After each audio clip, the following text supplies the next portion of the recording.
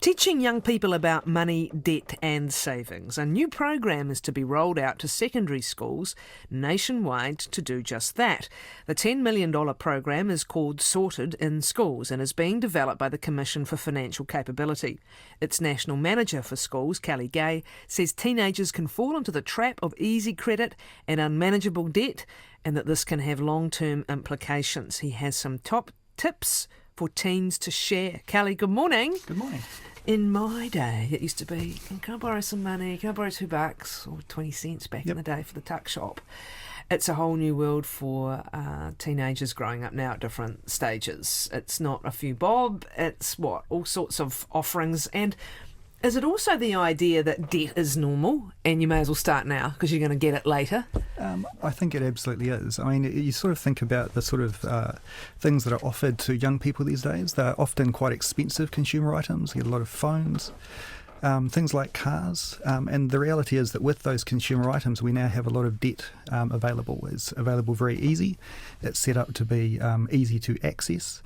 And in fact, it's in some cases actually pushed at our kids specifically for that purposes. And I think phones are a really good example of that sort of thing. The other thing is with the expectation, now all the focus on student debt and then the size that mortgages have got to. For a generation, again, it was like, back it was always you pay as you go and you save and save and save for your house, and your house costs about a gazillionth of what it does now. Are they getting messages from the world that the only way to get stuff is to accept quite big debt, and possibly from quite a young age? Yeah, we have absolutely normalised the state of debt as being a state that you live in, especially as a young person. I think student debt has certainly contributed to that. There's an assumption that you will need to take on debt to be able to get a qualification, and that's actually the way that you move forward in the world, and that as a result you'll get a qualification and then you can start to think about paying it back. The reality for many kids is the numbers they're talking about are so big they just have no concept of what $30, $40, $80, $120,000 actually mean. And by the way, those are real numbers for student debt. Yeah. So they are big numbers. Yeah, it's the idea that you're always going to be in debt. It's going to be a big debt, and if you don't, if you start with that being your only concept, you don't build what we're going to talk about, which is an understanding of what it takes to manage it and to pay it back, to contain it in the first instance, when to take it on, all those things. It's just like it's big, it's huge, it's lifelong, so I may as well spend now. Is that the risk? I may as well start now. Absolutely. And I think there's also a nuance within that conversation, which is not all debt is necessarily bad. Sometimes it is necessary. We need to be able to arm kids with enough information to distinguish between those two things. Sorted in Schools is interesting because the Sorted website has had a lot of positive feedback in the time it's been there as a really practical tool for working out how much you're going to need for retirement or how long it's going to take you to pay this back. It's been a practical tool for doing some financial planning. Absolutely. And are you pretty much lifting that and putting it into these kids' environment, simplifying it for their environment, or what are you doing with it? I think we're taking it a few steps further than that, and I would certainly encourage your listeners to go and have a look at that website, and especially if they want to start having conversations with their kids about money, and I would certainly encourage that. That's a good place to start. The program for schools will have to have some other components. So the first thing is that we need to listen very carefully to our teachers. They're with our children every day of the week, and they know the sort of messages and things that the kids are exposed to. So they're going to be a critical part of building content specifically for schools. But we'll build a number of content packages specifically for that environment. But I want to just quickly touch on a point, though, which is some of our research, because I think our program reflects that. And what we know is that when we talk to kids about what they wanted and what they knew, about 80% of them said that actually they would prefer to learn this stuff within the school environment. And I think that's because they trust that environment. It's a place that they go and they believe in to some extent, even if they don't always like necessarily being there. It also separates it from discussing borrowing with mum and dad, which is primary first port of call is a bank. So nice to get the conversation away from that. And actually, that's the second point, is that often they get their most information currently from home. Yeah. And when we looked into that a little bit further, what we know is that can be a little bit varied in terms of the quality of that advice. And I think genuinely some parents actually struggle a little bit in this space as well. So they were interested in learning, and what were they telling you about what they wanted to learn? So the two things that they really wanted to know the most about, and I think they're sensible things. The first one was they wanted to understand how to budget more effectively, and I think that's a fantastic place. The other thing they really cared about was borrowing. So I think that it's fantastic that that's a sort of first cab off the rank as such. And with borrowing, was it that they knew it was back to where we were, that there's now an inevitability about it and they wanted to understand how to go about it, or what? What do they want to know about borrowing? Yeah, look, I think they wanted some tools, I think, to understand how to work out what debt actually was, how it was going to be used, and what the life expectancy of that debt was going to be. But when we started to talk more broadly about this, not just with kids but also their schools, we sort of realised there was a sort of unique moment in time that we had kids saying, look, we want to get the stuff, we wanted to get it at school. We've got teachers saying, look, if we had coherent packages that actually explain this in an easy way, we would deliver it. And parents were saying we sort of already thought this was happening within the school environment, so they were slightly surprised it wasn't. So Sort It in Schools is going to leverage off that moment in time, provide those packages in sensible ways to kids. It will be completely free and it will be aligned to the NCEA so that students will actually get credit for participating in this at the same time. I was going to ask when it comes in. Obviously, we've talked lots of times on the show about when you start doing a bit of pocket money, or when you start making the association between wanting something and working for it and saving for it. But for this kind of stuff, the adult financial management stuff, at what age are you envisaging it coming into the school? Yeah, look, it's a really good question.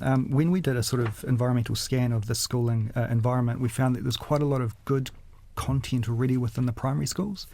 So there's a number of people that offer some quite cool stuff for younger kids. There is a very big gap within the high school. There's a small amount of stuff, programs like Youth Enterprise Scheme, which are fantastic, by the way, but they weren't necessarily addressing financial capability so much as enterprise. So we've decided self-selecting kids too, really, isn't it? In some ways? It is in some cases, yeah. So it wasn't sort of generally necessarily available across the curriculum. So we decided to focus very much at the high schools. And in particular the later years as you're preparing to leave, and sort of arm those kids with informed choice about their financial decisions and future. What is the environment that they're in? You mentioned the messages being pushed at them. What is being pushed at them, and how young? What are some of the situations or case studies that will illustrate that? Look, I think it's a pretty simple thing when you sum it all up. It's buy stuff. There is intense pressure on people to have the latest cell phone, access to music online, IT. There are so many consumables out there, and I think one of the key things we need to help kids start to think about is the difference between need and want, and how you might delay gratification for some of those things. So when do you need the new phone? Is it actually something you should get now, or is it something you can wait for? And what is the cost of that decision? If you go out and get debt for something, what is the actual genuine cost of doing that? And is it better just to hang on with your old phone at the moment until you can actually afford that? Those are, for some of our kids, unfortunately, new experiences and new information. They are for lots of people, and I suppose this is the other thing. You want to try and avoid what can become traps for people. So the messages are coming at them. Are the messages also coming to buy, to consume? Are the messages also coming at them that you can borrow really easily? And what some of the advertising, are there kids at school going off to some of the loan sharks, or if not the loan sharks, some of the high interest financial services? Don't have money for that payday, come see us. We're Santa Claus. And are some kids responding to that, even at high school, getting into debt? Look, the reality is they're surrounded by that sort of message, and we talk about it as sort of a debt hole. We have this critical group of kids, sort of the age 16 to 24, and what happens is they fall into this debt hole quite easily and sometimes quite by accident, and it quite often builds a momentum. So you've got a bit of debt, so it's easy to get, so I've got a problem, I'll just solve it with more debt. And some kids get deeply into this hole. For many of them, it takes them many, many years to get out of it. And if you don't come from a particularly affluent background, sometimes that debt goes on for 10 or 20 years. So it's a significant problem for our kids. In some instances, kids will rack up thousands or tens of thousands of dollars of debt. If that's happened to someone who's under 24 in that sort of, age group, and I'm not talking about student debt here, I'm talking about they've gone and they bought the car and they bought the stuff and now they're paying 20% plus interest a year. Can you help with how to get out of that, whether it's like a debt consolidation, or if you're a parent and you discover this and you think, well, I don't, I'm not loaded either, what are some of the ways you can manage that, both help them get rid of the debt over a period of time and also help them with not getting back into it? Well, they're two slightly different things, but I think the answer's the same. And I think, again, the best place to go is go have a look at the Sorted website. There are tools there to help you understand what that debt actually is. If you start to do some budgeting and say, what can I actually afford? If you talk to the lender and say, I am struggling here, let's make an arrangement. All of these things are strategies. Sometimes parents might make the arrangement, right, with their own mortgage, but you've got to be careful of that it's an agreed to plan to an outcome, and that you're not the person who just picks up the next debt as well. Absolutely. I mean, our focus really is to try and be the ambulance, not at the bottom of the cliff, but the fence at the top, and help kids realise this is how you avoid getting into that situation. For those who are there, I'm afraid it is probably a bit of a grind, and it is about taking control of that situation yourself. Let's look at some of those things that can take a lifetime to learn, actually, but some of the things that help you. And it's interesting because under 24, we're with that developing brain still, aren't we? Like everything else, we're not sitting and thinking, okay, here's what compounding interest is. And if I just deny this debt and keep borrowing to top it up or borrowing to pay the interest, I don't know, I'm not going to think about that. I've got other stuff to think about. So if you've got that developing brain, what are some of the skills that aren't necessarily immediately obvious to it that you've got to try and get through? Absolutely, and there's one more which people forget about, which is just paying the minimum. It's actually a guaranteed way of staying in debt for a very long time, and frankly, lenders love that stuff because you will be a long-term client of theirs. And you're absolutely right, the consequential part of our brain hasn't fully developed when we leave high school. And for some of us, me included, I'm still not sure it entirely has. I think there are some behaviours. So, for example, Kiwi Saver. It is just a fantastic idea. There is no element of that which is bad. If you can, when you first start earning, simply participate in some form of scheme of saving, so that part of your wage instantly goes into a saving thing, you will get the benefit of cumulative interest without necessarily having to understand it. Is that not just about the interest? It's about what you're trying to trigger in the brain. Yep. And we're learning so much about how the commercial world has kidnapped our dopamine systems, basically. I cannot stop recommending Robert Lustig's fantastic book, The Hacking of the American Brain, because it shows how we can't change these environments overnight. It shows to understand the environment that you're in. So you want the dopamine hit to be, look, my savings account is now this, or my savings account is now this. Not, look, I just bought this thing. Yep. So if we're trying to reward ourselves when it comes to our financial areas, yes, one reward is getting new stuff, but another new reward is actually I'm saving, I'm on my track here, and then some goal setting which starts to feel good because I might be able to get this. So that's another benefit of saving, quite apart from having any money to spend. Absolutely. I mean, that's that instant gratification that we're so conditioned to in our society these days. Did I see some research? I'm sorry to interrupt you, Kelly. Did I see some research that millennials check their bank accounts every day? What's that about? Is that about working out whether you've got something to spend, or is that an indication that, like everything else with the smartphone, they're getting a bit of a hit out of looking at it? I think it's certainly that. And I think what it also shows is that for many people, money isn't it's a artificial construct. It's a series of numbers on a screen. It's not necessarily attached to actual genuine value. And certainly millennials are very connected. And I've had conversations with some millennials where they say, look, don't give me cash. It's got no value to me. I can't use it to do online purchasing. I don't want it in my pocket. And I think that's how they've divorced that from the reality. But to go back to your point, I think a level of balance is necessary. We can't say to people, look, you have to save everything you ever earn, because we're just not conditioned like that. I think the more important thing is to learn to balance it, to say, look, I'm going to put this stuff away and I can see it growing and I'll get some benefit from that, but I can still have my shiny things occasionally as well. Even if it's $5 or $10. Absolutely. There's a feeling of competence. There's a good feeling that, I mean, I remember my little passbook thingy with the, what was it? It had a squirrel on it, and I can remember going off pin to kindy with my savings pinned, and even then with no concept of it, that act of doing something that's in the positive side of the ledger, even if it's not going to give you a huge result, is a habit to get building. So that's one thing. What are some of the others? What sort of order do you work in to begin to build an awareness and a sense of competency and confidence around money? Yeah, absolutely. Look, I think another really important point is What is this thing actually genuinely going to cost me? So if you can slow down the process to getting that dopamine hit, and just take a little bit of time and say, actually, if I take this on debt now, if I have to pay this off, and again, the cell phone is a fantastic example of that, because you can get a brand new cell phone, no problem at all, you'll be paying it off for 3 or 4 years. What does it actually genuinely cost? So if you can maybe slow the process down, use the phone, use an app, and actually calculate that and say, am I prepared to actually pay that at the moment? Maybe I'll make this decision tomorrow morning. That's actually breaking that cycle. That's a really powerful thing. I think too, if you seek advice, so you're looking at making a purchasing, you know that you're loving the look of that thing, you really want it. Maybe it's a chance just to check with someone else to give you a bit of perspective on that at the moment. And again, is it something I absolutely need, or is it something I can delay for a while? Need and want are two different things. I think too, though, we want to take this opportunity to do a little bit of expanding of people's understanding. There's an opportunity here also to explain their rights and responsibilities when they're making these sort of things. When you sign that contract for the new phone, do you know what you're actually signing up for? All the conditions around that. What happens if you default? Can you get out of it?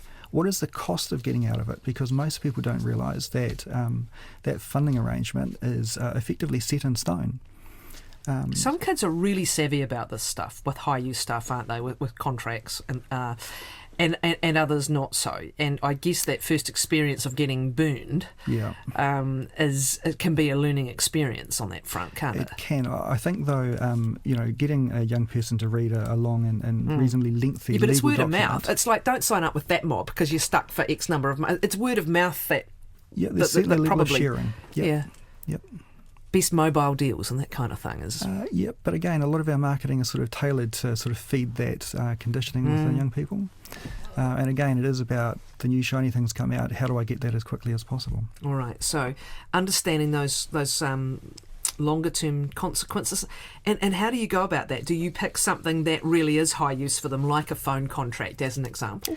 And that's the approach that we're adopting within schools, is we're not going to sit with them with a textbook and say, look, start on page 1 and go through. In fact, schools are really clear when we talk to them. If you make this boring, we'll never talk to you again, Kelly, so don't do that. So we're not going to. What we're going to do instead is we're going to give them practical examples and using things like phone consumable goods and say, here's a range of options that you could choose from. Let's go through the process with each one of them and see what it actually means in terms of the cost. What does the contract actually say?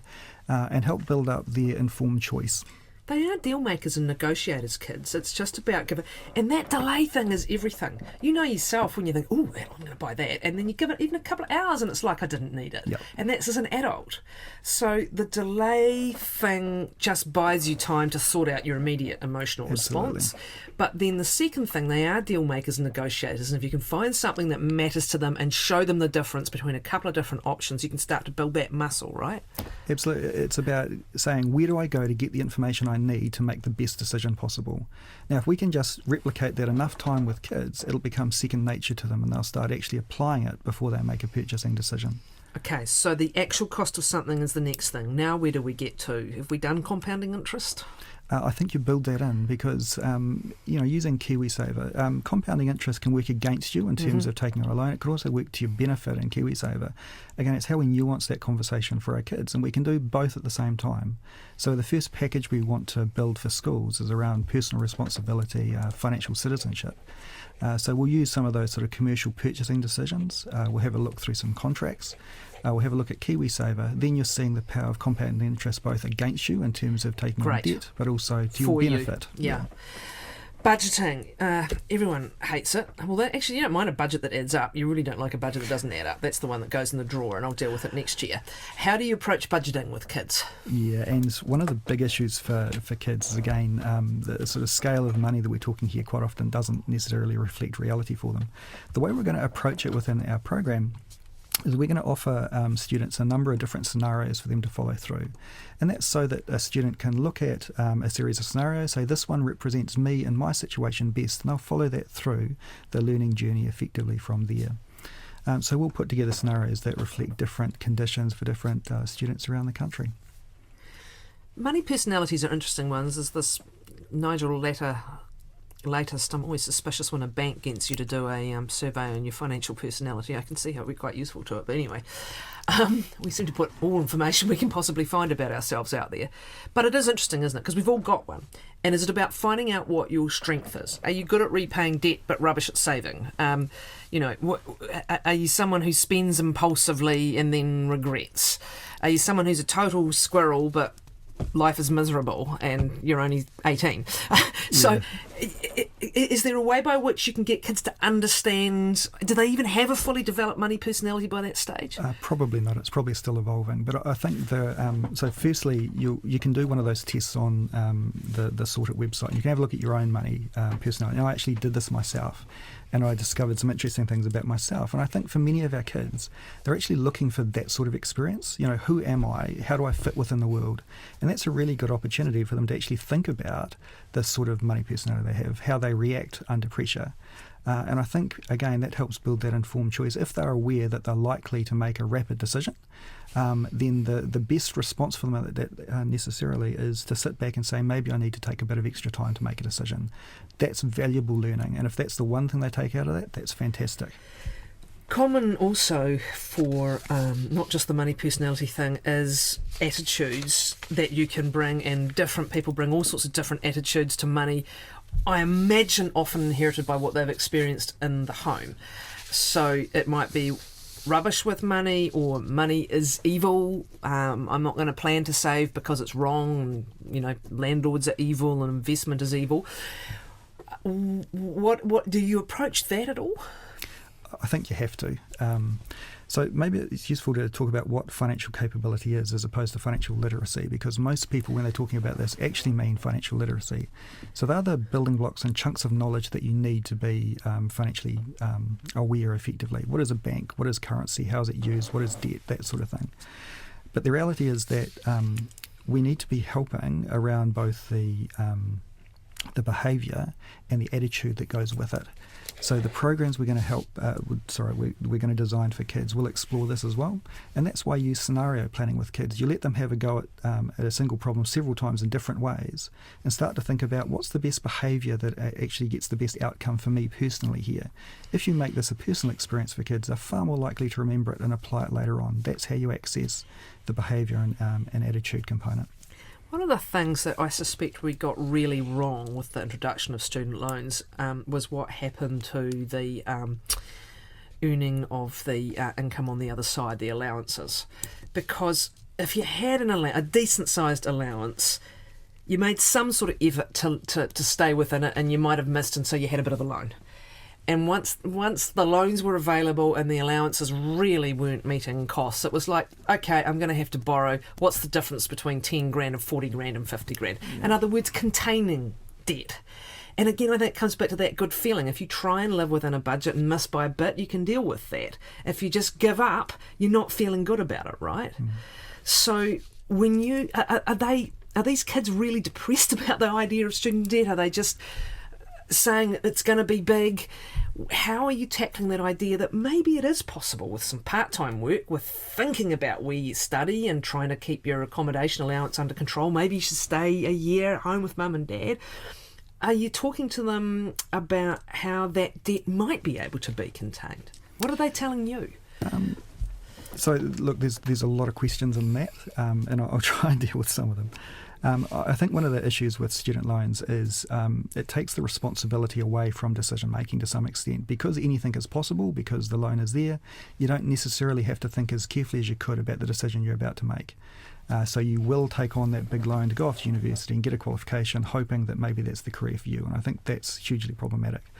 In terms of how we want to address that within schools, one of the packages that we have in development at the moment is helping kids do some career planning and thinking about the future, because clearly financial capability planning and thinking and budgeting is a key part of that.